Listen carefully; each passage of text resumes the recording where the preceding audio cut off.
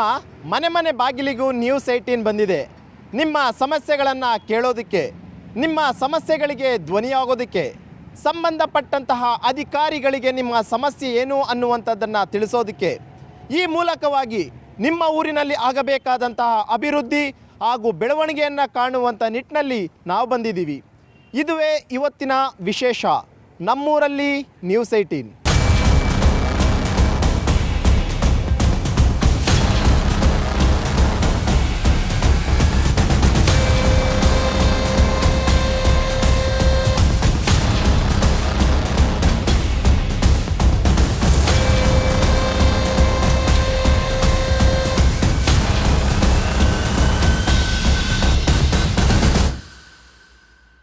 ಇವತ್ತು ನಾನು ಕೋಲಾರ ಜಿಲ್ಲೆಯ ಬಂಗಾರಪೇಟೆ ತಾಲೂಕಿನಲ್ಲಿದ್ದೀನಿ. ಈ ಮಾಲೂರು ಮತ್ತು ಟೇಕಲ್ನ ಭಾಗದಿಂದ ಬರುವಂಥ ಕ್ರಷರ್ಗಳಿಂದ ರಸ್ತೆ ಸಂಪೂರ್ಣವಾಗಿ ಹಾಳಾಗಿದೆ ಅಂತೇಳ್ಬಿಟ್ಟು ಬಂಗಾರಪೇಟೆ ಜನರು ಒಂದು ಆಕ್ರೋಶವನ್ನು ವ್ಯಕ್ತ ಮಾಡ್ತಿದ್ದಾರೆ. ಕೇವಲ ನಿನ್ನೆ ಮೊನ್ನೆ ಅಲ್ಲ, ವರ್ಷಾನುಗಟ್ಲೆಯಿಂದಲೂ ಕೂಡ ಅಷ್ಟೇ ಸಂಬಂಧಪಟ್ಟಂಥವ್ರಿಗೆ ದೂರುಗಳನ್ನು ಕೊಡ್ತಾನೇ ಇದ್ದಾರೆ. ಆದರೆ ಯಾವುದೇ ರೀತಿಯಾದಂತಹ ಪರಿಹಾರ ಆಗಿರ್ಬೋದು, ಸಮಸ್ಯೆಯನ್ನು ನಿವಾರಣೆ ಮಾಡುವಂಥ ಒಂದು ಕೆಲಸವನ್ನು ಮಾಡ್ತಿಲ್ಲ ಅನ್ನುವಂಥ ಒಂದು ಆರೋಪವನ್ನು ಮಾಡ್ತಿದ್ದಾರೆ. ಈ ಬಗ್ಗೆ ಮಾತನಾಡೋದಕ್ಕೆ ಬಂಗಾರಪೇಟೆಯ ಜನರು ಕೂಡ ಈಗ ನನ್ನ ಜೊತೆ ಇದ್ದಾರೆ. ಅವ್ರನ್ನೇ ಕೂಡ ನಾನು ಮಾತನಾಡಿಸ್ತೀನಿ. ಈ ಕ್ರಷರ್ಗಳಿಂದ ಏನೆಲ್ಲ ಸಮಸ್ಯೆ ಆಗ್ತಾ ಇದೆ, ರೋಡ್ ಯಾವ ಮಟ್ಟಿಗೆ ಹದಗೆಡ್ತಾ ಇದೆ, ಆ ಒಂದು ಹದಗೆಟ್ಟಿರುವಂಥ ರೋಡಿಂದ ಏನೆಲ್ಲ ಪ್ರಾಬ್ಲಮ್ಸ್ ಆಗ್ತಿದೆ ಅನ್ನೋಂಥದ್ರ ಬಗ್ಗೆ. ಸರ್, ಮೊದಲನೇದಾಗಿ ಈ ಕ್ರಷರ್ಗಳು ಆಲ್ಮೋಸ್ಟ್ ಒಂದು 30-40 ಕ್ರಷರ್ಗಳು ಈ ಒಂದು ಮಾಲೂರು ಟೇಕಲ್ ಭಾಗದಿಂದ ಓವರ್ಲೋಡೆಡ್ ವೆಹಿಕಲ್ಸ್ ಬರುತ್ತೆ ಅನ್ನುವಂಥದ್ದು ನೀವು ಹೇಳ್ತಾ ಇದ್ದೀರಾ. ಆ ಓವರ್ಲೋಡೆಡ್ ವೆಹಿಕಲ್ಸಿಂದ ನಿಮ್ಮ ಊರಿನ ರಸ್ತೆಗಳು ಎಷ್ಟರ ಮಟ್ಟಿಗೆ ಡ್ಯಾಮೇಜಸ್ ಆಗ್ತಾ ಇದೆ? ಸರ್, ಇದು ಸುಮಾರು ಇಲ್ಲಿ ಕೋಟ್ಯಾಂತರ ರೂಪಾಯಿ ಅನುದಾನ ತಗೊಬಂದು ರೋಡಲ್ಲಿ ರಸ್ತೆಗಳು ಹಾಕಿದ್ರೂ ಕೇವಲ ಒಂದು 2 ತಿಂಗಳು 3 ತಿಂಗಳು ಮಾತ್ರ ಸೀಮಿತ ಅಷ್ಟೇ. ಸುಮಾರು ಹೆವಿ ಲೋಡ್ಗಳು ಸರ್. ಅದು ಮಿನಿಮಮ್ ಈ ರೋಡ್ಗಿರೋ ಕೆಪಾಸಿಟಿ ಬಂದು 20 ಟನ್ ಸರ್. ಇವರು ಬಂದು ಈ ಟಿಪ್ಪರ್ ಮೂಲಕ ಏನು ಮಾಡ್ತಾರೆ, 40-50 ಟನ್ ಹೆವಿ ಟನ್ನು. ಅದರಿಂದ ಏನು ಮಾಡ್ತಾರೆ, ಈ ಏನು ಪೊಲೀಸ್ ಯಾರು ಹಿಡಿತಾರೋ, RTO ಹಿಡಿತಾರೋ, ಇವರೆಲ್ಲ ಫುಲ್ ಅಲ್ಲ ಮಾಮೂಲಿ. ಆ ಪೊಲೀಸ್ ನೋಡಿದ್ರೂ ಅದ್ರ ಬಗ್ಗೆ ಕ್ರಮ ತಗೊಳ್ಳಲ್ಲ, RTO ನೋಡಿದ್ರೂ ಅದ್ರ ಬಗ್ಗೆ ಕ್ರಮ ತಗೊಳ್ತಲ್ಲ, ನಾವು ಮೇಲಿನ ಅಧಿಕಾರಿಗಳು ಮನವಿ ಕೊಟ್ಟರು ಅದ್ರ ಬಗ್ಗೆ ಕ್ರಮ ತಗೋತಲ್ಲ, ಏನು ಮಾಡಿದ್ರೂ ಯಾರು ಇದ್ರ ಬಗ್ಗೆ ಕ್ರಮನ ತಗೋತಲ್ಲ. ತಾವು ಏನು ಮಾಡ್ಬೇಕು ಅಂತ ನಮಗೂ ಅರ್ಥ ಆಗ್ತಲ್ಲ ಸರ್. ನಾವು ಜಾಸ್ತಿ ಮಾತಾಡಿದ್ರೆ ನಮ್ಗೆ ಕೊಲೆ ಬೆದರಿಕೆ ಆಗ್ತದಾರೆ. ಕೊಲೆ ಬೆದರಿಕೆ, ನಿನ್ನ ಬಡಿಸ್ತೀನಿ ಈ ಥರ. ಕ್ಷೇತ್ರದಲ್ಲಿ ವೆಂಕಟೇಶ್ ಅಂತ ಹೇಳ್ಬಿಟ್ಟು ಅವರು ಜನ ಬಿಟ್ಟು ಈ ಥರ ಹೋಗಿದ ತಕ್ಷಣ ಗಲಾಟೆ ಮಾಡ್ತಾರೆ. ಸಮಸ್ಯೆ ಬಗ್ಗೆ ಕೇಳಿದ್ರೆ ಹೊಡಿಯೋಕೆ ಹೋಗ್ತಾರೆ ಅಥವಾ ಬೆದರಿಕೆ ಆಗ್ತಾರೆ. ಇವರು ಹೇಳ್ತಾ ಇದ್ರು ಸರ್, ಒಂದು ಲೋಡು ಕ್ರಷರ್ ಒಂದು ಲೋಡ್ ಬರುತ್ತೆ ಅಂದರೆ ಆಲ್ಮೋಸ್ಟ್ 20 ಟನ್ ಅದಕ್ಕೆ ಇರುವಂಥದ್ದು ಪರ್ಮಿಷನ್ನು. 20 ಟನ್ ಮೇಲೆ ಹಾಕಬಾರ್ದು ಅಂತ. 40-45 ಟನ್ ಹಾಕ್ಕೊಂಡು ಬರ್ತಿರ್ತಾರಲ್ಲ, ಏನು ಇನ್ಫ್ಲೂಯೆನ್ಸ್ ಮೇಲೆ ಬರ್ತಾರಾ ಅಥವಾ ನಮ್ಮನ್ನು ಯಾರು ಹಿಡಿಯಲ್ಲ ಅನ್ನುವಂಥ ಧೈರ್ಯದ ಮೇಲೆ ಬರ್ತಾರೆ, ಹೇಗೆ ಅಂತ? ಅದೇ ಸರ್, ಅಧಿಕಾರಿಗಳು ಇಲ್ಲಿ ಶಾಮೀಲ್ ಮಾಡಿಕೊಂಡು ಬರ್ತಾ ಇದ್ದಾರೆ. ಮೊನ್ನೆನೂ ಸಹ ಪೊಲೀಸ್ ಸ್ಟೇಷನ್ ಹತ್ರ ಒಂದು 2-3 ಟಿಪ್ಪರ್ ಕೂಡ ಹಿಡಿದಿಟ್ಟಿದ್ರು. ಮತ್ತೆ ಅಧಿಕಾರಿ ಬಲ ಬಿಡಿಸ್ಕೊಂಡು ಮತ್ತೆ ಹೋಗ್ತಾ ಇದ್ದಾರೆ, ಮತ್ತೆ ಬರ್ತಾನೆ ಇರ್ತಾರೆ. ಇದರಿಂದ ಈ ಒಂದು ದಿನಕ್ಕೆ ಸರ್ ಎಷ್ಟು ಟಿಪ್ಪರ್ ವೆಹಿಕಲ್ಗಳು, ಲೋಡೆಡ್ ವೆಹಿಕಲ್ಗಳು ಈ ರೋಡಲ್ಲಿ ಓಡಾಡುತ್ತೆ ಅಂತ? ಈ ರೋಡಲ್ಲಿ ಒಂದು 250-300 ಹೋಗುತ್ತೆ ಸರ್. ಈಗ ಬರೋವಾಗ ನಾವು ಈ ರೋಡಲ್ಲಿ ಒಂದು ರೌಂಡ್ ಹೋಗಿ ಬಂದ್ವಿ, ನೋಡೋಣ ರೋಡ್ ಹೆಂಗಿದೆ. ಯಾಕಂದರೆ ರೋಡ್ ಕಂಪ್ಲೀಟಾಗಿ ಹದಗೆಟ್ಟು ಹೋಗಿಬಿಟ್ಟಿದೆ, ಗುಂಡಿಗಳು ಬಿದ್ದಿದೆ ಅಂತ ಹೇಳಿದ್ರು. ನಾವು ಹೋಗಿ ಬಂದ್ವಿ. ಏನೇ ಪ್ಯಾಚ್ ಹಾಕಿದ್ರು, ಏನೇ ಹೊಸದಾಗಿ ಟಾರ್ ಹಾಕಿದ್ರು 1 ವಾರ 10 ದಿನ ಅಷ್ಟೇನಾ ಅಂತ? ಇಲ್ಲ ಸರ್, 1 ವಾರ 3 ದಿವಸ ಇರಲ್ಲ ಅದು. ಬಟ್ ಇನ್ನೊಂದು ಅದರಲ್ಲಿ ಏನಂದರೆ 20 ಟನ್ ಕೆಪಾಸಿಟಿ ಇದ್ರೆ 20 ಟನ್ಗೆ ರಾಯಲ್ಟಿ ಕಟ್ಟಿರ್ತಾರೆ. ಮತ್ತು 65, 60, 70 ಟನ್ ಹಾಕೋ ಬರ್ತಾರೆ. ಬಟ್ ಮೊನ್ನೆ ರೀಸೆಂಟಾಗಿ ಒಂದು ಮಂತ್ ಬ್ಯಾಕ್ 4 ಜನ ಆಕ್ಸಿಡೆಂಟ್ ಆದರು. ಈ ಟಿಪ್ಪರ್ ಆಕ್ಸಿಡೆಂಟ್ ಆಗಿರೋದು. ಹೆವಿ ಲೋಡು, ಟೆನ್ನೇಜು ಹಾಕೋ ಬಂದು ಬ್ರೇಕ್ ನಿಲ್ಲಲ್ಲ. ಆ ಸಮಸ್ಯೆ ಕೇಳೋಕೆ ಹೋದ್ರೆ ಯಾರು ರೆಸ್ಪಾನ್ಸೇ ಮಾಡಲ್ಲ. ಹಂಗಾಗಿ ಮೇಲಿನ ಅಧಿಕಾರಿಗಳು ಮತ್ತು ಈ ಸಾರಿಗೆ ಇಲಾಖೆಯಲ್ಲಿ ಜವಾಬ್ದಾರಿ ಇಲ್ಲ. ಗಾಡಿಗಳು ನಿಲ್ಲಿಸಿದ್ರೂ ಹಂಗೆ ಹೋಗ್ತಾನೆ ಇರ್ತಾರೆ. ಫೋನ್ ಇಂಪ್ಲೂಯೆನ್ಸ್ ಮಾಡೋದು ಅವ್ರದ್ದು ಇವ್ರದ್ದು ಅಂತ. ಆ ಬೆದರಿಕೆಗಳಿಂದ ಗಾಡಿಗಳು ಓಡಿಸೋಣ ಯಾರೂ ರೆಸ್ಪಾನ್ಸ್ ಇಲ್ಲ. ನಿಮ್ಮ ಬಂಗಾರಪೇಟೆಯಲ್ಲಿ ಈ ಪೊಲೀಸರು, RTO ಅಧಿಕಾರಿಗಳು ಇವ್ರು ಯಾರಾದರೂ ಇದ್ದಾರಾ ಅಥವಾ ಹೇಗೆ ಅಂತ? ಸರ್, RTO ಅಧಿಕಾರಿಗಳು ಶಾಮೀಲಾಗಿದ್ದಾರೆ. ಮಾಲೂರು ಕ್ಷೇತ್ರದ ಪ್ರಭಾವಿ ಮುಖಂಡರು ಹೆಚ್ಚಾಗಿ ಈ ರಸ್ತೆಯಲ್ಲಿ ವಾಹನಗಳು ಬರ್ತಿದೆ. ಸಾರಿಗೆ ಅಧಿಕಾರಿಗಳು ಕೈ ಕಟ್ಕೊಳ್ತಿದ್ದಾರೆ. ಇಲ್ಲಿ ಚೆಕ್ ಪೋಸ್ಟ್ ನಿರ್ಮಾಣ ಮಾಡಿ ಅದಕ್ಕೊಂದು ಕಡಿವಾಣ ಆಗ್ಬೇಕು ಸರ್. ಸಾರಿಗೆ ಅಧಿಕಾರಿ ನಿರ್ಲಕ್ಷ್ಯದಿಂದ ಈ ರೀತಿ ಆಗ್ತಾ ಇದೆ. ಅಲ್ಲ, ಈಗ ಏನು ಗೊತ್ತಾ, 1-2 ವೆಹಿಕಲ್ ಅಂತಂದರೆ ಬಿಡಪ್ಪ ಕಣ್ ತಪ್ಪು ಹೋಗಿರ್ಬೋದು ಅಂತ ಹೇಳ್ಬೋದು. ಅವ್ರು ಹೇಳ್ತಾ ಇದ್ರು ಒಂದು ದಿನದಲ್ಲಿ 200 ವೆಹಿಕಲ್ ಬರುತ್ತೆ ಅಂತೇಳಿ. ಆಯಿತು, 200 ವೆಹಿಕಲಲ್ಲಿ ಅಟ್ಲೀಸ್ಟ್ ಒಂದು 100 ವೆಹಿಕಲ್ ನಿಮ್ಮ ಕಣ್ ಕಾಣಿಲ್ಲ ಅಂದರು ಅಟ್ಲೀಸ್ಟ್ 100 ವೆಹಿಕಲ್ ಇರುತ್ತೆ. ಚೆಕ್ ಮಾಡ್ಬೋದು, ರಾಯಲ್ಟಿ ಎಷ್ಟು ಕಟ್ಟಿದ್ದೀರಾ ನೀವು, ಎಷ್ಟು ಟನ್ ಕಟ್ಟಿದ್ದೀರಾ, ಪರ್ಮಿಷನ್ ಎಲ್ಲಿಂದ ಎಲ್ಲಿಗೆ ಹೋಗ್ತಾ ಇದೆ ಅಂತ. ಇದನ್ನ ಯಾವುದು ಕೂಡ ಅಬ್ಸರ್ವ್ ಮಾಡಲ್ಲ ಅಥವಾ ಚೆಕ್ ಮಾಡಲ್ವ ಅಂತ? ಸರ್, ಅವರೆಲ್ಲ ಮಾಮೂಲಿ ಹೋಗುತ್ತೆ. ಸಾರಿಗೆ ಅಧಿಕಾರಿಗಳು ಅದರಲ್ಲಿ ಶಾಮೀಲಾಗಿದ್ದಾರೆ. ಅವರಿಗೆ ಕಾಸು ಬೇಕು ಆ ರೀತಿ ಮಾಡ್ತಾ ಇದ್ದಾರೆ ಸರ್, ಅಷ್ಟೇ ಸರ್. ನಿಮ್ಮ ಬಂಗಾರಪೇಟೆಯಲ್ಲಿ ಮಾಮೂಲಿ ಮಂತ್ಲಿ ಕೊಟ್ಟರೆ ಏನು ಬೇಕಾದರೂ ಮಾಡ್ಬೋದಾ? ಆಲ್ರೆಡಿ ನಡೀತಾ ಇರೋದು ಅದರಿಂದ ಅಲ್ಲ ಎಲ್ಲ. ಇನ್ನೊಂದು ವೆಹಿಕಲ್ಸ್ ಬರುತ್ತೆ, ವೆಹಿಕಲ್ಸ್ ಬರುವಾಗ ರಸ್ತೆಯಲ್ಲಿ ಆಪೋಸಿಟ್ ಬರ್ತಾ ಇದ್ರೆ ಅವ್ರು ನಿಲ್ಲಿಸೋದೇ ಇಲ್ಲ, ಮುಂದೆನೇ ಗುತ್ಕೊಂಡು ಹೋಗ್ತಾ ಇರ್ತಾರೆ, ಯಾರು ಕೇರ್ ಮಾಡೋರಿಲ್ಲ, ಸೈಡ್ ಕೂಡ ಬಿಡೋದಿಲ್ಲ ಅವರು. ಅವ್ರ ರೋಡಲ್ಲಿ ಅವರೇ ನಿಲ್ಲಬೇಕು, ನಾವು ಸೈಡ್ಗೆ ಹೋಗ್ಬೇಕು, ಪಬ್ಲಿಕ್ಕು. ಅವ್ರು ಮಾತ್ರ ರಸ್ತೆಯಲ್ಲೇ ಇರ್ತಾರೆ ಯಾವಾಗ. ಈಗ ನಿಮ್ಮ ಇಲ್ಲೇ ಹಾಕಿರೋಂಥ ರೋಡುಗಳು ನೋಡಿದ್ರೆ ಸುಮ್ಮನೆ ಮೇಲೆ ಒಂದು ಟಾರ್ ಹಾಕಿದ್ದಾರೆ, ಒಂದು ಸಣ್ಣ ಜಲ್ಲಿ ಹಾಕಿದ್ದಾರೆ, ಜೋರಾಗಿ ಏನಾದರೂ ಮಳೆ ಬಂತು ಅಂದರೆ ಕಿತ್ಕೊಂಡು ಬರುತ್ತೆ. ಅಂಥದ್ರಲ್ಲಿ 20 ಟನ್ ಹಾಕ್ಕೊಂಡು ಬರೋಂಥ ಲಾರಿ 45-50 ಟನ್ ಹಾಕ್ಕೊಂಡು ಬರೋ ಸಡನ್ನಾಗಿ ಬ್ರೇಕ್ ಹೊಡೆದ್ರೆ ಅದೇನು ರೋಡ್ ಇರುತ್ತಾ ಹೇಗೆ ಅಂತ? ಕಿತ್ತೋಗುತ್ತೆ ಸರ್, ನೀವು ಹೇಳಿದ ಸರಿ, ಕಿತ್ತೋಗುತ್ತೆ ರೋಡು. ಇಲ್ಲೇನಾಗಿದೆ ಅಂದರೆ ನಮ್ಮ ಅಧಿಕಾರಿಗಳು ಎಲ್ಲ ಮಲಗಿಬಿಟ್ಟಿದ್ದಾರೆ. AC ಹಾಕ್ಕೊಂಡು ಆಫೀಸಲ್ಲಿ ಕೂತಿರ್ತಾರಲ್ವ, ತಣ್ಣಿಗೆ ನಿದ್ದೆ ಬರುತ್ತೆ, ಮಲಗಿದ್ದಾರೆ. ಅಧಿಕಾರಿಗಳ ಗಮನಕ್ಕೆ ಯಾವಾಗ ಬರುತ್ತೆ ಅಂದರೆ ನಮ್ಮ ಸರ್ವಸಾಮಾನ್ಯ ಜನ, ಸಾಮಾನ್ಯ ಜನ ಹೋಗಿ ಅವ್ರು ಕಲ್ಲು ಹೊಡಿಬೇಕು. ಕಲ್ಲು ಹೊಡೆದಿಲ್ಲ ಅಂದರೆ ಅವ್ರ ಬುದ್ಧಿ ಬರೋದಿಲ್ಲ. ಯಾಕಂದರೆ ಮೇಲ್ನೋಟಕ್ಕೆ ನಮ್ಗೆ ಕಂಡು ಬರ್ತಾ ಇದೆ, ಈ PW ರೋಡ್ ಮಾಡ್ತಾರೆ, ರೋಡ್ ಮಾಡಿದಾಗ ಅಧಿಕಾರಿಗಳು AW ಇರ್ಬೋದು, ಇನ್ನೊಬ್ರು ಯಾರೋ ಒಬ್ರು ಲಂಚ ಪಡೆದು ಆ ರೋಡನ್ನು ಎಷ್ಟು ಗುಣಮಟ್ಟ ಇದೆಯಲ್ಲ ಅಂತ ಕೂಡ ಚೆಕ್ ಮಾಡೋದಿಲ್ಲ. ಈಗ ಒಂದು ರೋಡ್ ಹಾಕಿದ್ರು ಅಂತಂದ್ರೆ ಅಟ್ಲೀಸ್ಟ್ ಇಷ್ಟು ವರ್ಷ ಅದು ಇರುತ್ತೆ ಅಂತ ಹೇಳ್ತಾರೆ. ಈಗ ವರ್ಷದಲ್ಲಿ 2-3 ಸತಿ ರೋಡು ಕಿತ್ತೋಗ್ತಾ ಇದೆ ಅಂದಾಗ ಅಟ್ಲೀಸ್ಟ್ ಏನಕ್ಕೆ ಕಿತ್ತೋಗ್ತಿದೆ ಅನ್ನೋಂಥದ್ರ ಬಗ್ಗೆ ಅವ್ರು ವರದಿನೂ ನೋಡಲ್ವಾ ಅಂತ? ನೋಡೋದಿಲ್ಲ, ಖಂಡಿತ ನೋಡೋದಿಲ್ಲ. ಗುತ್ತಿಗೆದಾರ ಕಡೆಯಿಂದ ಆದಷ್ಟು ಅವರು ಮೇಲ್ ಅಮೌಂಟ್ ಅಂತ ತೊಗೊಂಡಿರ್ತಾರೆ, ಫಿಕ್ಸ್ ಮಾಡಿಬಿಡ್ತಾರೆ. 10%, 20% ಅಂತ ಕೆಲವೆಲ್ಲ ಹೇಳ್ತಾರೆ ಗುತ್ತಿಗೆದಾರ. ನಾವು ಇಷ್ಟು ಕೊಟ್ಟರೆ ಹಣ ಬಿಲ್ ಪಾಸ್ ಆಗೋದು, ಯಾಕಪ್ಪ ಈ ಥರ ಕಳಪೆ ಕಾಮಗಾರಿ ಮಾಡ್ತೀರ ಅಂದಾಗ ನಮಗೇನು ಕೊಟ್ಟಿಲ್ಲ ಅಂದರೆ ನಾವು ಮಾಡೋಕ್ಕಾಗಲ್ಲ ಅಣ್ಣ, ಅದರಲ್ಲಿ ನಮಗೂ ಉಳಿಬೇಕು, ನಮಗೆ ಜೀವನ ಇದೆ, ಅಧಿಕಾರಿಗಳು ಕೊಟ್ರೇನೆ ಅಂತ ಹೇಳ್ತಾರೆ. ಹಂಗಾಗಿ ಸಾಲದಿದ್ದಕ್ಕೆ ಈ ಸಾರಿಗೆ ಇದರಲ್ಲಿ ಏನು ಮಾಡ್ತಾರೆ, ಪ್ರಾದೇಶಿಕ ಸಾರಿಗೆ ಅಧಿಕಾರಿಗಳು ಅವರು ಸಮೇತ ಮೇಲ್ನೋಟಕ್ಕೆ ಕಂಡ್ರೆ ಲಂಚ ಪಡೆದು ಕೂತಿದ್ದಾರೆ. ಸುಮಾರು 200-300 ಲಾರಿ ಬರ್ತಾ ಇದೆ ಇವತ್ತಿನ ದಿವಸ. ರಾಯಲ್ಟಿ ಏನಿದೆ ಅದನ್ನು ಚೆಕ್ ಮಾಡೋದಕ್ಕೆ ಅವ್ರಿಗಿದೆ ಪರ್ಮಿಷನ್ ಇದೆ RTO ಅಧಿಕಾರಿಗಳಿಗೆ. ಯಾರೇ ಒಬ್ಬರು ಬಂದು ಇಲ್ಲಿ ನಿಲ್ಲಿಸಿ ಗಾಡಿನ, ನಿನ್ನ ಕೆಪಾಸಿಟಿ ಏನಿದೆಯಪ್ಪ, ವೇ ಬ್ರಿಡ್ಜ್ಗೆ ಹಾಕು, ನೋಡಬೇಕು ಇದೆಯಾ ಇಲ್ವಾ ಅಂತ, ಅದನ್ನ ಯಾವುದೂ ಕೇಳೋದಿಲ್ಲ. ಅಲ್ಲಿ ಬರ್ತಾರೆ ಕಷರ್ ಫ್ಯಾಕ್ಟ್ರಿಯಲ್ಲಿ ಸುಮಾರು ನಮ್ಮ ಸ್ನೇಹಿತರು 30-40 ಕಷರಲ್ಲಿ ಎಲ್ಲ ನಾರ್ತ್ ಸೇರೋದು ಡ್ರೈವರ್ಸು. ಒಬ್ಬರ ಹತ್ರ ಇದೆಯಾ, DL ಇದೆಯಾ ಇಲ್ವಾ, EV ಇದೆಯಲ್ಲ, ಯಾರೂ ಕೇಳೋದಿಲ್ಲ. ಈಗ ಆಲ್ಮೋಸ್ಟ್ ಒಂದು 30-40 ಕ್ರಷರ್ಗಳಿದೆ ಅಂತ ಇವರು ನೀವೆಲ್ಲ ಹೇಳ್ತಿರೋದು ನೋಡಿದ್ರೆ ಬಹುಶಃ ಅದೆಲ್ಲ ಪ್ರಭಾವಿಗಳದೇ ಇರುತ್ತೆ. ಯಾಕಂದ್ರೆ ಪ್ರಭಾವಿಗಳದಿರುವಂಥ ಕಾರಣಕ್ಕೋಸ್ಕರ ನಮ್ಮನ್ನು ಯಾರು ಏನು ಮಾಡೋಕ್ಕಾಗಲ್ಲ. ರಾಜಕೀಯ ಮತ್ತು ಹಣಬಲದ ಮುಂದೆ ನಮ್ಮನ್ನು ಯಾರೂ ಹಿಡಿಯಲ್ಲ. ಕಾನೂನು ನಮಗೆಲ್ಲವೂ ಕೂಡ ಸಣ್ಣದು ಅನ್ನೋ ಮಟ್ಟಕ್ಕೆ ಅವ್ರು ನಿರ್ಧಾರಗಳು ಮಾಡಿರ್ತಾರಲ್ಲ. ಇದಕ್ಕೊಂದು ಕಡಿವಾಣ ಅನ್ನುವಂಥದ್ದು ಬೀಳಬೇಕಂದ್ರೆ ಏನು ಮಾಡಬೇಕು ಅಂತ ಸರ್? ಸೇಫ್ಟಿ ಮೆಜರ್ಸ್ ಅಂತ ಸ್ವಲ್ಪ ಇದೆ. ಕ್ರಷರಲ್ಲಿ ಇಷ್ಟೇ ಡಿಪ್ ಎತ್ತಬೇಕು, ಇಷ್ಟೇ ಇದೆ ಅಂತ ಅದು ಜಾಸ್ತಿ ಮಾಡ್ತಿದ್ದಾರೆ. ಅದು ನಾವು ಎತ್ಕೊಂಡೋಗಿ ದೊಡ್ಡ ಅಧಿಕಾರಿಗಳಿಗೆಲ್ಲ ಮನವಿ ಕೊಟ್ಟಿದ್ದೀವಿ, ಅವರು ಬಂದು ಚೆಕ್ ಮಾಡಿದ್ದಾರೆ. ಅದು ಇದುವರೆಗೆ ಇನ್ನೂ ಒಂದು ಆ್ಯಕ್ಷನು ತೊಗೊಂಡಿಲ್ಲ. ಮತ್ತು ಅವ್ರು ಸೇಫ್ಟಿ ಮೆಜರ್ಸ್ ಒಂದೂ ಮಾಡಲ್ಲ. ಯಾಕಂದರೆ ಇವಾಗ ಮಾಲೂರಿಂದ ಟೇಕಲ್ ಕಡೆ ಹೋಗ್ಬೇಕು, ಬ್ಯಾಂಗ್ಳೂರು ಕಡೆ ಹೋಗಬೇಕಾದ್ರೆ ಮೇಲೆ ಕವರ್ ಮಾಡ್ತಾರೆ, ಬಿಕಾಸ್ ಡಸ್ಟ್ ಹಿಂದೆ ಬರಬಾರ್ದು ಅಂತ. ಈ ಕಡೆ ಬಂಗಾರಪೇಟೆ ಕಡೆ ಬರೋದಕ್ಕೆ ಕವರ್ ಮಾಡಲ್ಲ, ಬಿಕಾಸ್ ಡಸ್ಟ್ ಹಿಂದೆ ಬರುತ್ತೆ ಲಾರಿ ಅವ್ರಿಗೆ. 2 ವೀಲರ್ಸ್ ಹೋಗೋರಿಗೆ ಎಲ್ಲರೂ ಹೆಲ್ಮೆಟ್ ಹಾಕಲ್ಲ. ಎಷ್ಟೋ ಪ್ರಾಬ್ಲಮ್ಸ್ ಆಗ್ತಿದೆ. ನಾವು ನೈಟಲ್ಲಿ ಟ್ರಾವೆಲ್ ಮಾಡ್ತಾ ಇರ್ತೀವಿ, ಅವಾಗಲೂ ಡಿಮಾಂಡ್ ಡಿಪೋ ಹೊಡೆದ್ರೆ ಡಿಮಾಂಡ್ ಡಿಪೋ ಹೊಡೆಯಲ್ಲ. ಎಷ್ಟೊಂದು ಆಕ್ಸಿಡೆಂಟ್ಸ್ ಆಗ್ತಾ ಇದೆ. ಎಲ್ಲ ನಾವು ಮನವಿ ಕೊಟ್ಟಿದ್ದೀವಿ, ಎಲ್ಲ ತಿಳಿಸಿದ್ದೀವಿ, ಆದರೂ ಅವ್ರು ಆ್ಯಕ್ಷನ್ ತೊಗೊತಾ ಇಲ್ಲ. ಲಾಸ್ಟ್ 2 ತಿಂಗಳಲ್ಲಿ ಸರ್ ಒಂದು 7-8 ಆಕ್ಸಿಡೆಂಟ್ಸ್ ಆಗಿದೆಯಂತೆ, ಒಂದು 4-5 ಡೆತ್ತೂ ಕೂಡ ಆಗಿದೆಯಂತೆ. ಇನ್ನಾದರೂ ಕೂಡ ಅಷ್ಟೇ ಬುದ್ಧಿ ಕಲಿತಿಲ್ವಲ್ಲ ಇವರು ಅಂತ. ಇನ್ನೆಷ್ಟು ಜನರ ಬಲಿ ಕೋರ್ತಿದ್ದಾರೆ ಇವರು ಸರ್? ಇವರು ಹೆಂಗಂದರೆ ಅಧಿಕಾರ ಇದೆ ಅಂತ ಒಂದು ಇದು ಸರ್. ಅವರು ನಾವು ಚೆನ್ನಾಗಿದ್ರೆ ಸಾಕು, ಬೇರೆ ಹೆಂಗಾದರೂ ಹೋಗಲಿ ಅನ್ನೋ ಇದಿದೆ ಅವ್ರಿಗೆ ಅಷ್ಟೇ. ಏನು ಮಾಡ್ತಿದ್ದಾರೆ ಸರ್ ಮೇಲೆ ಅಧಿಕಾರಿಗಳು ಅಂತ? ಒಂದು ಜಿಲ್ಲೆಗೊಬ್ಬ SP ಇರ್ತಾರೆ, ಜಿಲ್ಲಾಧಿಕಾರಿಗಳು ಇರ್ತಾರೆ, ಅವ್ರು ಏನು ಮಾಡ್ತಿದ್ದಾರೆ ಅಂತ? ನಾವು ಹೇಳಿದ್ದೇ ರೂಲ್ಸು, ನಾವು ಮಾಡಿದ್ದೇ ಕೆಲಸ ಇದೇ ಅವ್ರದ್ದು. ಬೇರೆ ಇನ್ನೇನು ಮೇಲಿಂದ ಕೆಳಗೋರ್ಗೂ ಶಾಮೀಲಾಗ್ಬಿಟ್ಟಿದ್ದಾರೆ. ಎಲ್ಲ ಆಗ್ಬಿಟ್ಟಿದೆ, ಮಾಮೂಲಿ ಎಲ್ಲ ಮಾಮೂಲಿ ಹೋಗುತ್ತೆ. ನಮ್ಮನ್ನು ಕೇಳೋರು ಯಾರು? ಅನ್ನೋರು ಎಲ್ಲ ಹೇಳ್ದಂಗೆ ನಮ್ಮನ್ನು ಕೇಳೋರು ಯಾರು ಇಲ್ಲ, ನಮ್ಮದೇ ಕೈ, ಈ ಥರ ಇದೆ. ಎಷ್ಟು ವರ್ಷಗಳಿಂದ ಈ ರೀತಿಯಾಗಿ ಕ್ರಷರ್ಗಳು ಅತಿ ಹೆಚ್ಚಿನ ಸಂಖ್ಯೆಯಲ್ಲಿ ಬರುವಂಥದ್ದು ಆಗ್ತಾ ಇದೆ ಇಲ್ಲಿ ಸರ್? ಸ್ಟಾರ್ಟಿಂಗಿಂದನೂ ಇದೆ, ಲೈಕ್ ವರ್ಷ ಅಂತ ಲೆಕ್ಕ ತೊಗೊಂಡ್ರೆ ಒಂದು 10-20 ವರ್ಷದಿಂದ ನಡೀತಾನೆ ಇದೆ. ಅದೇ ಅವ್ರು ಹೇಳ್ದಂಗೆ ಬರೀ ರೋಡ್ ಹಾಳಾಗಿಲ್ಲ, ಈವನ್ ಪೊಲ್ಯೂಷನ್ ಕೂಡ ಜಾಸ್ತಿ ಹಂಗೆ ಆಗ್ತಾ ಇದೆ. ನೀವೇ ಈಗ ನೋಡಿದ್ರೆ ಇನ್ನೊಂದು 10 ನಿಮಿಷ ಇದ್ದರೆ ಇಲ್ಲೇ ಎಷ್ಟೊಂದು ಕ್ರಷರ್ ಓಡಾಡುತ್ತೆ. ಅವ್ರು ಹೇಳ್ದಂಗೆ ಅದಕ್ಕೆ ಮೇಲ್ಗಡೆ ರೂಲ್ಸೇ ಇದೆ, ಅದಕ್ಕೆ ಮೇಲ್ಗಡೆ ಕವರ್ ಹಾಕಬೇಕು ಓಡಾಡಬೇಕಾದ್ರೆ ಅಂತ. ಅದರಿಂದ ಎಷ್ಟು ಆಕ್ಸಿಡೆಂಟ್ ಆಗಿದೆ. ರೋಡ್ ಸರಿ ಮಾಡಲ್ಲ, ಓಕೆ, ಅಟ್ಲೀಸ್ಟ್ ಅದು ಮೇಲ್ಗಡೆ ಕವರ್ ಆದರೂ ಹಾಕ್ಸ್ಬೋದಲ್ವಾ? ಅಟ್ಲೀಸ್ಟ್ ಅದು ಮಿನಿಮಮ್ ಕಾಮನ್ ಸೆನ್ಸ್ ಅಲ್ವಾ? ಅದಾದರೂ ಮಾಡಿಸ್ಬೋದು, ಅದನ್ನು ಮಾಡಿಸಲ್ಲ. ನಾವು ಎಜುಕೇಟೆಡ್ ಆಗಿ ಎಷ್ಟು ಹೇಳಿದ್ರು ಕೇಳಲ್ಲ. ಅವರು ರೂಲಿಂಗ್ ಪಾರ್ಟಿಯಲ್ಲಿ ಇರ್ತಾರೆ, ನಿಮಗೆ ಗೊತ್ತಲ್ವಾ? ಸೊ ಅದು ನಾವೇನು ಎಷ್ಟು ಹೇಳಿದ್ರು, ಏನೇ ಕೂತ್ಕೊಂಡ್ರು, ಈಗ ಏನೇ ಮಾಡಿದ್ರು ಅವ್ರೇನು ಮಾಡಲ್ಲ. ಅವ್ರಿಗೆ ಯಾವಾಗ ಅನಿಸುತ್ತೋ ಎಲೆಕ್ಷನ್ ಹತ್ರ ಬಂದಂಗೆ ಮಾಡ್ತಾರೆ. ಅದೊಂದು 10 ದಿವಸ ಇರುತ್ತೆ, ಮತ್ತೆ ಆಮೇಲೆ ಹೊಟ್ಟೋಗುತ್ತೆ ಅಷ್ಟೇ. ಈಗ ಈ ಕ್ರಷರ್ಸು ಸರ್ ಸಿಟಿ ಒಳಗಡೆ ಬರಬಾರ್ದು, ಊರಿನ ಮಧ್ಯೆ ಓಡಾಡಬಾರ್ದು, ಅದಕ್ಕೆ ಅಂತ ಸಪ್ರೇಟಾಗಿ ಬೈಪಾಸು ಅಂಥದ್ದೆಲ್ಲ ವ್ಯವಸ್ಥೆ ಮಾಡಿರ್ತಾರೆ.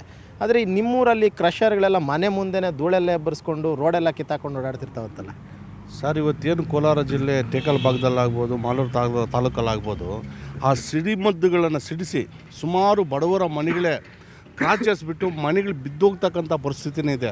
ಸುಮಾರು ಕೋಲಾರ ಜಿಲ್ಲೆಯಲ್ಲಿ ಈ ಸರ್ಕಾರಕ್ಕೆ ಏನಾದರೂ ಸ್ವಾಭಿಮಾನ ಗೌರವ ಅನ್ನೋದು ಇರೋದಾದರೆ ಎಷ್ಟೋ ಜನ ಬ್ಲಾಸ್ಟ್ ಮಾಡಿದಾಗ ಸತ್ತು ಕೇಸುಗಳನ್ನೇ ತಿರುಚಿ ಏನು ಬ್ಲಾಸ್ಟಿಂಗಲ್ಲಿ ಸತ್ತಿರ್ತಕ್ಕಂಥ ಲಾರಿನಲ್ಲಿ ಸತ್ರು ಅಂತದನ್ನು ಕೂಡ ಸೃಷ್ಟಿ ಮಾಡಿರ್ತಾರೆ. ಇವತ್ತು ಸುಮಾರು ಒಂದು ಟಿಪ್ಪರ್ಗಳು ಸಿಕ್ಕಿ 2 ಪೀಸ್ ಆಗಿರೋ ಇತಿಹಾಸ ಕೂಡ ಇದೆ. ಆಕ್ಸಿಡೆಂಟಲ್ಲಿ ನೂರಾರು ಜನ ರೈತರಾಗ್ಬೋದು, ಕೂಲಿ ಕಾರ್ಯಕ್ರಮ ಆಗ್ಬೋದು, ವಿದ್ಯಾರ್ಥಿಗಳಾಗ್ಬೋದು ಸತ್ತಿದ್ದಾರೆ. ಯಾರಿವೆ ಏನೇ ಆದರೆ ಕೂಡ ಸರ್ಕಾರ ಕೈಗೆ ಎತ್ಕೊಂತಲ್ಲ. ಯಾರ್ದಾದ್ರು ರಾಜಕಾರಣಿಗಳದ್ದು ಇದೆಯಾ ಸರ್? ಸರ್ ರಾಜಕಾರಣಿಗಳದ್ದು ಮಾಲೂರು ತಾಲೂಕಲ್ಲಿ ನಂಜೇಗೌಡರದ್ದಿದೆ, ಮತ್ತು ನಮ್ಮ ಸಂಸದ್ ಮುನ್ಸಾಮ್ರ ಮಾಜಿ ಸಂಸದರು ಇದೆ, ಇನ್ನೂ ಸುಮಾರು ಜನ ಅವ್ರ ಹಿಂಬಾಲಕರದಿದೆ. ಯಾಕಂದರೆ ಇವತ್ತು ಯಾರೇ ಇಟ್ಕೊಳ್ಳಿ ಕಾನೂನು ನಿಯಮನ ಪಾಲಿಸಿದ್ದು ತಪ್ಪದು. ಕಾನೂನು ಏನಿದೆ ನಿಯಮ ಪಾಲಿಸಲೇಬೇಕು. ಯಾಕಂದರೆ ಇವತ್ತು ರಸ್ತೆಗಳು ನೋಡ್ತಾ ಇದ್ದೀವಿ ನಾವು, ಸುಮಾರು ಕೋಟ್ಯಾಂತರ ರೂಪಾಯಿ ರಸ್ತೆ ಅಂತಾರೆ. PWD ಅಧಿಕಾರಿಗಳು ಮತ್ತು ಗುತ್ತಿಗೆದಾರಗಳು ಇವರು ಒಂದು ಕುತಂತ್ರದಿಂದ ರಸ್ತೆಗಳಿಗೂ ಮೋಸ ಆಗುತ್ತೆ. ಇವತ್ತು ಇದರಲ್ಲಿ ಒಂದು 20 ಟನ್ ಬರ್ತಕ್ಕಂಥ ಕೆಪಾಸಿಟಿ ರಸ್ತೆ ಇರುತ್ತೆ, ಆದರೆ ಇದರಲ್ಲಿ 60-70 ಟನ್ ತಗೊಂಬಂದಾಗ ಆ ಲಾರಿ ಚಾಲಕನ ಕೂಡ ನಿಯಂತ್ರಣ ತಪ್ಪುತ್ತೆ, ಆಕ್ಸಿಡೆಂಟ್ಗಳಾಗುತ್ತೆ, ಅನಾಹುತಗಳಾಗಿದೆ. ಇನ್ನಾದರೂ ಸರ್ಕಾರಕ್ಕೆ ಸೌಜನ್ಯ ಗೌರವ ಇರೋದ್ರ ಇವೆಲ್ಲ ಕಡಿವಾಣ ಆಗಬೇಕು. ಸಾರಿಗೆ ಇಲಾಖೆ ಅಧಿಕಾರಿಗಳು ಅಟ್ಲೀಸ್ಟ್ ಅದೊಂದು ಚೆಕ್ ಮಾಡ್ಬೋದು. ಅವರು ವೆಯ್ಟ್ ಎಷ್ಟಿದೆ ಅಂತ ನೋಡ್ಬೋದು. ಅವರು ತಲೆ ಕೆಡಿಸ್ಕೊಳ್ಳಲ್ಲ, ಪೊಲೀಸವರು ತಲೆ ಕೆಡಿಸ್ಕೊತಿಲ್ಲ, ಇಲ್ಲ ನಿಮ್ಮ ಜಿಲ್ಲಾಧಿಕಾರಿಗಳು ತಲೆ ಕೆಡಿಸ್ಕೊಳ್ಳಲ್ಲ, ನಿಮ್ಮ ಭಾಗದ ಶಾಸಕರು ತಲೆ ಕೆಡಿಸ್ಕೊತಿಲ್ಲ. ಯಾಕಿದು ಅಂತ ಸರ್ ಏನಾಗಿದೆ ಅಂದರೆ ಈ ಸರ್ಕಾರದಲ್ಲಿ ಇವತ್ತು ಮಂತ್ರಿ ಮಂಡಲ ಇರ್ಬೋದು, ಇವತ್ತು ಜಿಲ್ಲಾಡಳಿತ ಇರ್ಬೋದು, ಇವತ್ತು ವಿಫಲವಾಗಿದೆ. ಯಾಕೆ ಈ ಮಾತನ್ನು ಹೇಳ್ತೀನಿ ಅಂತಂದರೆ ಜಿಲ್ಲೆಗೆ ಬರೋಂಥ ಅಧಿಕಾರಿಗಳು ಪ್ರತಿಯೊಬ್ಬ ಅಧಿಕಾರಿನೂ ಹಣ ಕೊಡ್ತಿದ್ದು ಯಾರೂ ಬರೋಕ್ಕಾಗ್ತಾ ಇಲ್ಲ. ಒಬ್ಬೊಬ್ಬರು 25 ಲಕ್ಷ 30 ಲಕ್ಷ 50 ಲಕ್ಷ ದುಡ್ಡು ಕೊಟ್ಟು ಬರ್ತಾ ಇದ್ದಾರೆ. ಇಲ್ಲಿ ಏನಾಗ್ತದೆ ಅಂದರೆ ಇಲ್ಲಿ ಶಾಸಕರಿರ್ಬೋದು, ಮಂತ್ರಿಗಳಿರ್ಬೋದು, ಇವರೆಲ್ಲ ಕಮಿಷನ್ ತೊಗೊಂಡು ಅವ್ರನ್ನಲ್ಲಿ ವರ್ಗಾವಣೆ ಮಾಡ್ಸ್ಕೊಂಬರ್ತಾರೆ. ಆ ದಂಧೆ ಯಾಕೆಂತಂದರೆ ಇವತ್ತು ಅವರು ಇಲ್ಲಿ ಬೇಲಿನೇ ಒಲೆ ಮೇಲಿಂದ ಕೆಲಸ ಆಗ್ಬಿಟ್ಟಿದೆ. ಇವತ್ತು ಲಾರಿ ಇರ್ಬೋದು, ಟಿಪ್ಪರ್ ಇರ್ಬೋದು, ಮತ್ತೊಂದು ಇರ್ಬೋದು ಬಂದಾಗ ಯಾಕೆ ಅವ್ರು ಚೆಕ್ ಮಾಡೋದಿಲ್ಲ ಅಂತಂದರೆ ಅವ್ರಿಗೆ ತಿಂಗಳು ಮಾಮೂಲಿ ಫಿಕ್ಸ್ ಮಾಡಿಬಿಡ್ತಾರೆ. SP ಗೆ ಇಷ್ಟು, DFC ಇಷ್ಟು, ಸಬ್ ಇನ್ಸ್ಪೆಕ್ಟರ್ಗೆ ಇಷ್ಟು, ಸರ್ಕಲ್ ಇನ್ಸ್ಪೆಕ್ಟರ್ಗೆ ಇಷ್ಟು ಅಂತ ಹೇಳಿ ಹೇಳ್ತೀನಿ, ಮತ್ತು RTOಗೆ ಇಷ್ಟು ಅಂತ ಹೇಳಿ ಹೇಳ್ತೀನಿ. ಈ ಮಾಮೂಲಿನ ತೊಗೊಂಡು ಇವರು ಜೀವನ ಮಾಡ್ತಾರೆ. ಇವ್ರಿಗೆಲ್ಲ ಕುಮ್ಮಕ್ಕನ್ನು ರಾಜಕಾರಣಿಗಳು ಮೊದಲಿಗೆ ರಾಜಕಾರಣಿಗೆ ಎಲ್ಲಿವರೆಗೂ ಇವರು ರೈತರ ಮೇಲೆ ಪ್ರಮಾಣ ಮಾಡಿ ಬಂದಂಥ ರಾಜಕಾರಣಿ ಎಲ್ಲಿವರೆಗೂ ಇವರು ಲಂಚ ತೊಗೊಳ್ತಾರೋ ಅಲ್ಲಿವರೆಗೂ ನಮ್ಮ ರಾಜ್ಯ ಉದ್ಧಾರ ಆಗೋದಿಲ್ಲ ಹೇಳ್ತೀನಿ. ಯಾಕೆ ಈ ಮಾತನ್ನು ಹೇಳ್ತಿದ್ದೆ ಅಂತಂದರೆ ಇವತ್ತು ನೋಡಿ, ಇವತ್ತು ಎಂಸಾಂಡನ್ನು ಇವತ್ತು ನೀವು ಹೇಳ್ದಂಗೆ ಇವತ್ತು 25 ಟನ್ನು 40 ಟನ್ನು 50 ಟನ್ ಹಾಕೊಂಬರ್ತಾರೆ. ಎಲ್ಲ ರಸ್ತೆಗಳು ಹಾಳಾಗ್ಬಿಟ್ಟಿದ್ದಾವೆ. ಅದರಲ್ಲೇ ರಸ್ತೆ ಮಾಡೋದಲ್ಲೇ ಕ್ವಾಂಟಿಟಿ ಇಲ್ಲ. ಅದು ಕಳಪೆ ಕಾಮಗಾರಿಕೆ. ಒಂದು ಸ್ಟೇಟ್ ಗೌರ್ಮೆಂಟು ಕಳಪೆ ಕಾಮಗಾರಿಕೆ, ಅದಾದ್ಮೇಲೆ ಸೆಂಟ್ರಲ್ ಗೌರ್ಮೆಂಟು ಕಳಪೆ ಕಾಮಗಾರಿಕೆ. ಏನಾಗ್ತದೆ ಎಂಸಾಂಡ್ ಅಂತ ತೊಗೊಂಬಂದು ಸ್ವಲ್ಪ ಇದು ಸಿಮೆಂಟಲ್ಲಿ ಮಿಕ್ಸ್ ಮಾಡಿಬಿಟ್ರೆ ಅದು ಸಿಮೆಂಟ್ ಥರನೇ ಕಾಣಿಸ್ತದೆ, ಫುಲ್ ಸಿಮೆಂಟ್ ಹಾಕೋದಿಲ್ಲ. ಇವತ್ತು ಹೆಂಗಾಗ್ಬಿಟ್ಟಿದೆ ಅಂತಂದರೆ ಇರುವಂಥ ಕ್ರಷರ್ಗಳೆಲ್ಲನೂ ಅವ್ರು ಹೇಳಿದ್ರು, ಯಾರೋ ಮಾಲೂರು MLA ಒಂದು ಕ್ರಷರ್ ಇದೆ, ಇಲ್ಲಿನ ಯಾವುದೋ XMP ಒಂದೆರಡು ಕ್ರಷರ್ ಇದೆ ಅಂತ ಹೇಳಿ. ಅಂಥ ಟೈಮ್ನಲ್ಲಿ ಅವ್ರು ಹೇಗೆ ಭಯ ಅನ್ನಂತಿದ್ರಲ್ಲ, ಬಿಡೋ ಯಾರು ಪೊಲೀಸ್ DYSP ಅಥವಾ ಯಾರು ಇನ್ಸ್ಪೆಕ್ಟ್ರು, ಬಿಡೋ ನಮ್ಮದೇ ಗಾಡಿ ಅಂದರೆ ಬಿಟ್ಬಿಡ್ತಾರೆ ಅವರು. ಹಂಗಾಗ್ಬಿಟ್ಟಿದ್ದಿಲ್ಲಿ ಈಗ ಭಯ ಅನ್ನೋದು ಇಲ್ಲ ಯಾರಿಗೂ. ಒಟ್ಟಾರೆ ಹೇಳ್ಬೇಕಾದ್ರೆ ತಾಲೂಕು ಮಟ್ಟದಿಂದ ರಾಜ್ಯ ಮಟ್ಟದವರೆಗೂ ಎಲ್ಲ ಅಧಿಕಾರಿಗಳಿಂದ ಜನಪ್ರತಿನಿಧಿಗಳಿಂದ ಬರೀ ಲಂಚದಲ್ಲೇ ಇದ್ದಾರೆ ಹೊರತು ಓಟ್ ಹಾಕಿರೋರು ಮತ ಹಾಕಿರೋರಿಗೆ ಅಭಿವೃದ್ಧಿ ಮಾಡಬೇಕಂತ ಅವರು ಗಮನದಲ್ಲಿಲ್ಲ. ಬರೀ ಲಂಚ ತಿನ್ನಬೇಕು. ಓಟ್ ಹಾಕುವಾಗ 500 ರೂಪಾಯಿ ಕೊಡ್ತಾರೆ, 500 ರೂಪಾಯಿ ಅಮಿಷ ಆಗಿ ಮತದಾರರು ಇದಾಗ್ತಾರೆ. ಅವರು 500 ರೂಪಾಯಿ ತಗೊಂಡು 5 ವರ್ಷ ಲಕ್ಷಾಂತರ ರೂಪಾಯಿ ಕೋಟ್ಯಾಂತರ ರೂಪಾಯಿ ಲೂಟಿ ಮಾಡ್ತಾರೆ. ಅದು ಬಿಟ್ಬಿಟ್ರೆ ಜನಕ್ಕಾಗಿ ಏನು ಮಾಡೋ ಸರ್ಕಾರ ಇಲ್ಲ. ಇವ್ರು ಹೇಳ್ತಾ ಇದ್ರು, ರಾಜಕಾರಣಿಗಳಿವೆ ಕ್ರಷರ್ಗಳಿರುವಂಥ ಕಾರಣಕ್ಕೋಸ್ಕರ ಇನ್ಫ್ಲೂಯೆನ್ಸನ್ನು ಬಳಸ್ಕೊಂಡು ಈ ರೀತಿಯಾದಂತಹ ಒಂದಷ್ಟು ಘಟನೆಗಳು ಆಗ್ತಾ ಇದೆ ಅಂತೇಳಿ. ಈಗ ರೋಡ್ ಹಾಳಾಗುತ್ತೆ, ಧೂಳು ಬರುತ್ತೆ, ಧೂಳು ಕುಡಿದ್ಬಿಟ್ಟು ನಮ್ಮ ಆರೋಗ್ಯ ಹಾಳಾಗುತ್ತೆ. ಈ ಸಮಸ್ಯೆ ಬಗ್ಗೆ ಕನಿಷ್ಠ ನೀವು ಯಾರ್ಯಾರವರೆಗೂ ಹೋಗಿ ದೂರುಗಳನ್ನು ಸಲ್ಲಿಕೆಯನ್ನು ಮಾಡಿದ್ದೀರಾ? ಅವರ ರೆಸ್ಪಾನ್ಸ್ ಯಾವ ರೀತಿಯಾಗಿತ್ತು ಸರ್? ಮೊದಲಿಗೆ ಏನಾಗಿದೆ ಅಂದರೆ ನಮ್ಮ ರೈತ ಸಂಘದಿಂದ ಸುಮಾರು ಹೋರಾಟ ಮಾಡಿದ್ದೀವಿ ನಾವು. DC ಹೋಗಿದ್ವಿ, ಅಲ್ಲಿ ಎಲ್ಲ ಅಧಿಕಾರಿಗಳಿಗೆ ಮನವಿ ಕೊಟ್ಟಿದ್ದೀವಿ, ಎಲ್ಲ ಆಗಿದೆ. ಇಲ್ಲಿ ರೈತರಿಂದನೂ ಬಂದಿದೆ. ಟೇಕಲ್ ಭಾಗದಲ್ಲಿ, ಟೇಕಲ್ ಸುತ್ತಮುತ್ತ ಎಷ್ಟು ಹಳ್ಳಿಗಳಿದೆ, 10 ಕಿಲೋಮೀಟರ್ ವ್ಯಾಪ್ತಿಯಲ್ಲಿ ಈ ಒಂದು ಬ್ಲಾಸ್ಟ್ ಮಾಡಿದರೆ ರೇಷ್ಮೆ ಬೆಳೀತಾರೆ. ಯಥೇಚ್ಛವಾಗಿ ನಮ್ಮ ಕೋಲಾರ ಡಿಸ್ಟಿಕ್ಕಲ್ಲಿ ರೇಷ್ಮೆ ಜಾಸ್ತಿ. ಎಷ್ಟು ಒಂದು ಸರಿ ಬ್ಲಾಸ್ಟ್ ಆಗಿದೆ ಅಂದರೆ ಸುಮಾರು 5 ಕಿಲೋಮೀಟ್ರಿಂದ 10 ಕಿಲೋಮೀಟ್ರ್ ಹೋಗುತ್ತೆ. ಅದು ಏನು ಧೂಳು ಅಂತ ಅಂದರೆ ಇದು ಹೋಗಿ ಸೊಪ್ಪಲ್ಲಿ ಕೂತ್ಕೊಂಡ್ರೆ ಆ ರೇಷ್ಮೆ ಇದರಲ್ಲಿ ಆ ರೇಷ್ಮೆನೂ ಹಾಳಾಗ್ತಾಯಿದೆ. ಪಕ್ಕದಲ್ಲಿ ಬೇರೆ ತರಕಾರಿನೋ ಹಣ್ಣು ಹೂವು ಎಲ್ಲದಕ್ಕೂ ಲಾಸ್ ಆಗಿದೆ. ಎಷ್ಟೋ ಸರಿ ನಾವು ನಮ್ಮ ಕೊಡಳ್ಳಿ ರೈತ ಸಂಘದ ಬಾಳದಿಂದ ಈ ಕೋಲಾರದಲ್ಲಿ ಜಿಲ್ಲಾಧಿಕಾರಿಗಳು ಮೊದಲಿಂದ ಒಂದು 3 ಸರಿ 4 ಸರಿ ಏನೋ ಕೊಟ್ಟಿದ್ರಲ್ಲಣ್ಣ, ಒಂದು 5-6 ಸರಿ ಏನೋ ಕೊಟ್ಟಿದ್ದೀವಿ, ಏನೋ ಮನವಿ ಕೊಟ್ಟಿದ್ದೀವಿ. ಏನು ತೊಗೊಳ್ತಾವೆ ಅಷ್ಟೇ ಅವರು. ಮತ್ತೆ ಎಲ್ಲ ಅದೇ ಏನಂದರೆ ಅವ್ರಿಗೆ ರಾಯಲ್ಟಿ ಅಂತೇಳಿ ಅವಾಗ ನಾವು ಹೇಳ್ದಾಗ ಹೋಗಿ ಚೆಕ್ ಮಾಡೋಕೆ ಹೋಗ್ತಾರೆ ಹೊರತು ಅವರಾಗಿ ಅವ್ರು ಹೋಗೋದು ಇಲ್ಲ, ಅಲ್ಲೋಗಿ ಕೇಳೋದು ಇಲ್ಲ. ಕೇಳಿದಾಗ ಏನರ್ಥ ಅಂದರೆ ಅವರು ಭಾಗದ ಶಾಸಕರು ಯಾರು ಸರ್? ಶಾಸಕರು ಇಲ್ಲಿ ನಾರಾಯಣ ಸ್ವಾಮಿ ಅಂತ ಅವರು. ನಾರಾಯಣ ಸ್ವಾಮಿ ಅವ್ರಿಗೆ ಏನಾದರೂ ಹೇಳಿದ್ರ ಸ್ವಾಮಿ ಹಿಂಗಾಗ್ತಿದೆ ಅಥವಾ ಅಂತ ಕೇಳಿದ್ರ? ಏನು ಹೇಳಿದ್ರು ಅವರು? ಈಗ ನಾವು ಅವಾಗವಾಗ ಹೇಳಿದ್ದೀವಿ, ಏನೋ ಒಂದು ಹೇಳ್ತಾರೆ ಅವರು. ಎಲ್ಲ ನಮ್ಮ ಸ್ನೇಹಿತರದ ಕ್ರಷರ್ಗಳು ಹೆಂಗೆ ಅಡ್ಜಸ್ಟ್ ಮಾಡ್ಕೊಂಡು ಹೋಗಿ ಆ ಥರ ಹೇಳ್ತಾರೆ, ಸರಿಯಾಗಿ ಗಮನ ತಗೊಳ್ಳಲ್ಲ ಅವರು. ಈಗ ಲಾಸ್ಟ್ ಟೈಮ್ ನೀವು ಜಿಲ್ಲಾಧಿಕಾರಿಗಳ ಹತ್ರ ಹೋಗಿದ್ರಲ್ಲ, ಡಿ ಸಿ ಅವ್ರ ಹತ್ರ, ಏನಂದ್ರೆ ಡಿ ಸಿ ಅವರು? ಏನು ಹೇಳ್ತಾರೆ ಸರ್, ಅದೇ ದೊಡ್ಡ ಅಧಿಕಾರಿಗಳು ಅಂತ. ದೊಡ್ಡ ಅಧಿಕಾರಿಗಳು ಆಯ್ತು ನೋಡೋಣ ಹೋಗ್ರಿ ಅಂತಾರ. ಅದೇ ಅವ್ರು ನೋಡ್ತಾರೆ. ನೀವೇನು ಹೋಗಿದ್ದೀವಿ, ಒಂದು ರಿಕ್ವೆಜೇಷನ್ ಕೊಟ್ವಿ ಬಂದ್ವಿ ನೋಡ್ತೀನಿ ಅಂತ ಹೇಳಿದಾರೆ ಅಂತ ಖುಷಿಯಲ್ಲಿ ಬಂದ್ಬಿಡ್ತೀರಿ ಮತ್ತೆ ಇದೆ ಧೂಳು ಕುಡಿಯೋಕ್ಕೆ. ಹೇಳಿ ಸರ್, 200-300 ವೆಹಿಕಲ್ಗಳು ಹೋಗುತ್ತಂತೆ, ಯಾವತ್ತಾದ್ರೂ ತಡೆದಿದ್ದೀರಾ ನೀವು ಯಾರಾದರೂ ಸೇರ್ಕೊಂಡು? ನಾವು ಬಂದು ತಡೆದಿದ್ದೀರಿ, ಈ ರೋಟಾಗಿ ಬರಬೇಡ ಅಂತ. ನಾವು ಹೋದಾಗ ಅಡ್ಡಾಕ್ತೀವಿ ಸರ್, ಬಿಡಲ್ಲ ಸರ್ ಗಾಡಿಗಳು. ಒಟ್ಟು 5 ಗಂಟೆ 4 ಗಂಟೆಗೆ ಹೊರಟಾನೆ ಒಂದು ಟೈಮ್. ಹೌದು, ತಡ ಹೌದು, ತಡ ಹಾಕಿದ್ದೀರಿ. ಈಗ ಲಾಸ್ಟ್ ಒಂದು 2 ತಿಂಗಳು ಒಂದು 7-8 ಆಕ್ಸಿಡೆಂಟ್ಸ್ ಆದ್ವಂತೆ, ಒಂದು 4-5 ಡೆತ್ತು ಆಯ್ತಂತೆ. ಆ ಟೈಮ್ನಲ್ಲಿ ಯಾರ ಮೇಲೆ ಕಂಪ್ಲೇಂಟ್ ಕೊಟ್ಟರೆ? ಅವಾಗ ಜಸ್ಟ್ ಟಿಪ್ಪರ್ ಚಾಲಕನ ನಿರ್ಲಕ್ಷ್ಯ ಅಂತ ಕೊಟ್ಟರು ಅಥವಾ ಕ್ರಷರ್ಗಳವ್ರು ಈ ರೀತಿಯಾಗಿ ಮಾಡ್ತಿರೋದ್ರಿಂದ ಇನ್ಸಿಡೆಂಟ್ ಆಯಿತು ಅಂತ ಕೊಟ್ಟರು? ಎರಡೂ ಥರನೂ ಕೊಟ್ಟಿದ್ದಾರೆ. ಬಟ್ ಏನು ಅಂದರೆ ಇಲ್ಲಿ ರಾಜಕಾರಣಿಗಳದ್ದು ಕೈವಾಡ ಜಾಸ್ತಿ ಇವೆ. ಆ ಕಾರಣಕ್ಕೋಸ್ಕರ ಅದೆಲ್ಲ ಕೇಸ್ಗಳು ತುಂಬ ದೊಡ್ಡದಾಗೇನಿಲ್ಲ, ಏನೋ ಸ್ವಲ್ಪ ಸೆಟ್ಲ್ಮೆಂಟ್ ಮಾಡಿ ಕ್ಲೋಸ್ ಮಾಡಿದ್ದಾರೆ ಕೇಸ್ಗಳನ್ನ. ಇಲ್ಲಿ ಮೇನ್ ವಿಷಯ ಏನಂದರೆ, ಈಗ ಹಳ್ಳಿಗಳಿಂದ ಬರೋದು ಮೇಯ್ನು ಚಿಕ್ಕ ಮಕ್ಕಳು ಸ್ಕೂಲ್ಗೆ ಬರ್ತಾರೆ. ಯಾಕಂದರೆ ಈ ವಠಾರದಲ್ಲಿ ಸ್ಕೂಲ್ ಇರೋದು ಬಂಗಾರಪೇಟೆನೇ. ಆ ಬಂಗಾರಪೇಟೆಗೆ ಅಲ್ಲಿಂದ ಸ್ಕೂಲ್ಗಳಿಗೆ ಬರೋ ಮಕ್ಕಳೇ ಜಾಸ್ತಿ. ಸ್ಕೂಲ್ ಬಸ್ಗಳು, ಸ್ಕೂಲ್ ವ್ಯಾನ್ಗಳು ಎಲ್ಲ 2 ವೀಲರ್ಗಳಲ್ಲಿ ಬರ್ತಾ ಇರ್ತಾರೆ, ಹೋಗ್ತಾ ಇರ್ತಾರೆ. ಆಯಿತಾ, ಆವಾಗ ಈ ಇನ್ಸಿಡೆಂಟ್ಗಳು ಜಾಸ್ತಿ ಆಗುತ್ತೆ. ಇವು ಕ್ರಷರ್ಗೆ ಟೈಮು, ಈ ಸ್ಕೂಲ್ ಟೈಮು ಅದು ಇದು ಯಾವುದೂ ಇರೋಲ್ಲ. 24 ನಡೀತಾನೆ ಇರುತ್ತೆ, ನೈಟು ಡೇ ಯಾವಾಗ ಹೋಗ್ತಾ ಇರುತ್ತೆ. ಈ ಅನಾಹುತಗಳು ಆಗೋ ಮೇನ್ ರೀಸನ್ ಏನಂದರೆ, ಅವ್ರಿಗೆ ಒಂದು ಅಟ್ಲೀಸ್ಟ್ ಒಂದು ಟೈಮ್ ಸೆನ್ಸ್ ಆದರೂ ಇರಬೇಕು. ಈ ಥರ ಈ ಒಂದು ಎಲ್ಲ ಕೆಲಸಕ್ಕೆ ಹೋಗೋರು ಇರ್ತಾರೆ, ಈ ಟೈಮ್ಗೆ ಬಂದುಬಿಟ್ಟು ಮಕ್ಕಳು ಹೋಗ್ತಾರೆ ಅಂತ ಹೇಳ್ಬಿಟ್ಟು ಆ ಟೈಮಿಂಗ್ ಆದರೂ ಇರಬೇಕಾಗತ್ತೆ. ಆ ಟೈಮ್ ಸೆನ್ಸು ಇಲ್ಲ. ಪ್ಲಸ್ ಟನ್ನೇಜ್ಗಳು ಜಾಸ್ತಿ. ಆ ಟನ್ನೇಜ್ಗಳಿಗೆ ಇಲ್ಲಿ ಒಂದು ಚೆಕ್ ಪೋಸ್ಟ್ ಇದೆ, ಅದು ಯಾಕಿದೆ ಅಂತಲೂ ಗೊತ್ತಿಲ್ಲ, ಸುಮ್ಮನೆ ಇದೆ ಚೆಕ್ ಪೋಸ್ಟ್, ನಾಮವಾಸ್ತೆ ಇದೆ ಅಷ್ಟೇ. ಎಷ್ಟೋ ಸಲ ನೀವು ಬಹುಶಃ ಲಾರಿನ ನಿಲ್ಲಿಸಿದ್ದೀವಿ ಅಂದರು, ಪ್ರಯೋಜನ ಇಲ್ಲ ಅಂತೆ.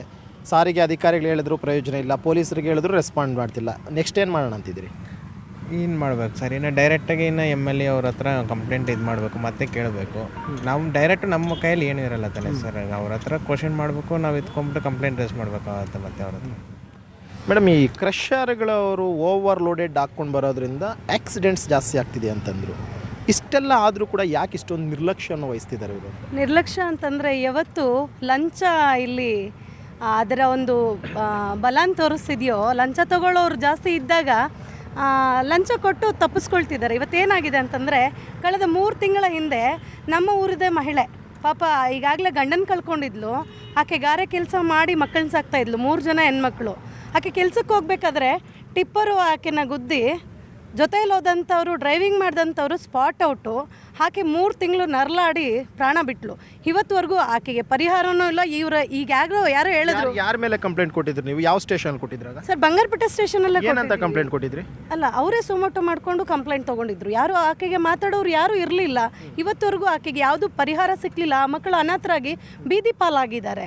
ಹೇಳ್ತಾರೆ ಅಧಿಕಾರಿಗಳು ಅಥವಾ ರಾಜಕೀಯ ವ್ಯಕ್ತಿಗಳು ಏನೋ ಸಹಾಯ ಮಾಡ್ತಾರೆ ಅಂದರೆ, ಯಾರೂ ಮಾಡಲ್ಲ ಸರ್. ರಾಜಕೀಯ ವ್ಯಕ್ತಿಗಳು ಯಾವತ್ತು ಬರ್ತಾರೆ ಅಂದರೆ, ಎಲೆಕ್ಷನ್ ಹತ್ರ ಬಂದಾಗ ಮಾತ್ರ ನಾರ್ಮಲಾಗಿ ಸತ್ತಿರೋರ ಮನೆಗೂ ಭೇಟಿ ಕೊಡ್ತಾರೆ, ಪ್ರತಿಯೊಬ್ಬರು ಬರ್ತಾರೆ.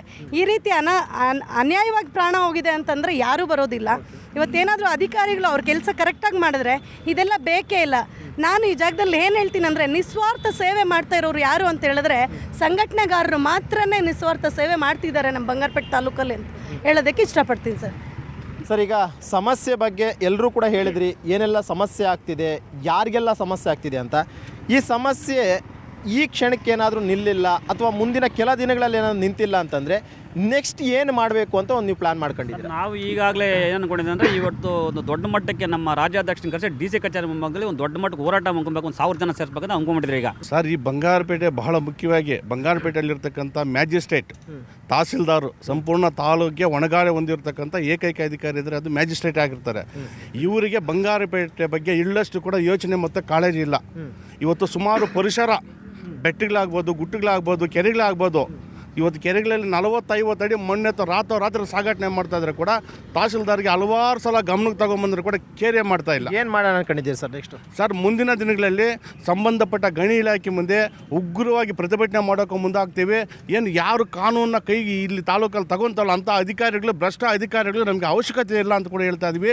ಇನ್ನಾದರೂ ಈ ಅಧಿಕಾರಿಗಳಿಗೆ ಮಾನ ಮರ್ಯಾದೆ ಇದ್ದರೆ ಇವತ್ತಿಂದನಾದರೂ ಇಂಥವನ್ನೆಲ್ಲ ಕಡಿವಾಣ ಆಗಬೇಕಂತ ನಾವು ಎಚ್ಚರಿಕೆ ಕೊಡ್ತಾ ಇದ್ದೀವಿ. ನಮ್ಮ ತಾಲೂಕಿಂದ ಎಲ್ಲ ಲೀಡರ್ಗಳು ಹೇಳ್ತಾ ಇದ್ದೇವೆ, ಮುಂದಿನ ಏನೋ ಆ ಥರ ಆಗಿಲ್ಲ ಅಂದರೆ ಜಿಲ್ಲಾಧಿಕ ಉಗ್ರವಾಟ ಇಲ್ಲಿಂದ ನೋಡ್ತೇವೆ ಸರ್. ಕಾಲ್ನಡಿಗೆ ಜೊತೆ ಬಂಗಾರಪೇಟೆಯಿಂದ DC ಕಚೇರಿಗೂ ಉಗ್ರವಾಟ ಅದೇನೇ ಆಗಲಿ ಸತಾಯಗತ ಅದಾಗೋರು ನಾವು ಎದ್ದಲ್ಲ ಸರ್, ಅಗೋರಾತ್ರ ಮಾಡ್ತೀವಿ ಸರ್. ಓಕೆ, ಕೇಳಿದ್ರಲ್ಲ, ಇದು ಬಂಗಾರಪೇಟೆ ಜನರ ಒಂದು ಮಾತು. ಸುಮಾರು ವರ್ಷಗಳಿಂದಲೂ ಕೂಡ ಅಷ್ಟೇ ಒಂದು ಕ್ರಷರ್ಗಳು, ಓವರ್ಲೋಡೆಡ್ ವೆಹಿಕಲ್ಸ್ ಬರೋದ್ರಿಂದ ಸಂಪೂರ್ಣವಾಗಿ ರೋಡ್ಗಳು ಹಾಳಾಗ್ತಾ ಇದೆ, ಅಪಘಾತಗಳು ಹೆಚ್ಚಾಗ್ತಿದೆ. ಅದನ್ನು ತಡೆಯುವಂತಹ ಅಧಿಕಾರಿಗಳು ಲಂಚಕ್ಕೆ ಮೋರೆ ಹೋಗಿ ಯಾವುದೂ ಕೂಡ ಅಷ್ಟೇ ತಲೆ ಕೆಡಿಸ್ಕೊಳ್ಳುವಂಥ ಒಂದು ಕೆಲಸವನ್ನು ಮಾಡ್ತಿಲ್ಲ. ಒಂದು ವೇಳೆ ಹಿಡಿದ್ರೂ ಕೂಡ ಅಷ್ಟೇ ಅಲ್ಲೋ ಇಲ್ಲೋ ಒಂದು ವೆಹಿಕಲ್ ಹಿಡಿತಾರೆ, ಅದನ್ನು ಇನ್ಫ್ಲೂಯೆನ್ಸ್ ಮೇಲೆ ಬಿಡಿಸ್ಕೊಂಡು ಹೋಗ್ತಾರೆ. ಇನ್ನಾದರೂ ಕೂಡ ಅಷ್ಟೇ ಜಿಲ್ಲಾಧಿಕಾರಿಗಳಾಗಿರ್ಬೋದು ಅಥವಾ ಸರ್ಕಾರ ಆಗಿರ್ಬೋದು ಇದ್ರ ಬಗ್ಗೆ ಎಚ್ಚೆತ್ಕೊಂಡು ಕ್ರಮವನ್ನು ಜರುಗಿಸಬೇಕು. ಭ್ರಷ್ಟ ಅಧಿಕಾರಿಗಳಿಂದ ಬೇರೆ ಕಡೆ ವರ್ಗಾವಣೆ ಮಾಡಬೇಕು ಅಂತ ಹೇಳ್ತಿದ್ದಾರೆ.